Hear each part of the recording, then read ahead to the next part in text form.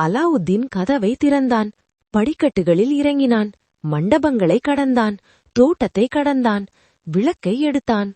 அதன் திரியையும் எண்ணெயையும் தூக்கி எறிந்தான். பின்னர் அதை தன் உடையின் கீழ் மறைத்து வைத்தான். அவன் மாடியில் இருந்து இறங்கி வரும்போது அங்கிருந்த பழமரங்களை பார்க்க நின்றான். எல்லா மரங்களிலும் வித்தியாசமான வண்ணங்களில் அசாதாரணமான பழங்கள் தொங்கின. சில மஞ்சள் நிறம், சில வெள்ளை, சில பச்சை, சில நீலம், சில ஆரஞ்சு நிறம். வெள்ளை நிறமானவை முத்துகள், வெளிர் நிறமானவை வைரங்கள், ஆழமான சிவப்பு நிறமானவை ரூபிகள், பச்சை நிறமானவை மரகதங்கள். அவை எல்லாம் மிகவும் பெரியவை. இதுவரை அலாவுத்தீன் இப்படி பெரிய பழங்களை பார்த்ததே இல்லை. அவற்றின் மதிப்பு என்னவென்று அவனுக்கு ஒன்றும் தெரியாது. அவன் அத்திப்பழங்களையோ திராட்சை பழங்களையோ விரும்பியிருப்பான்.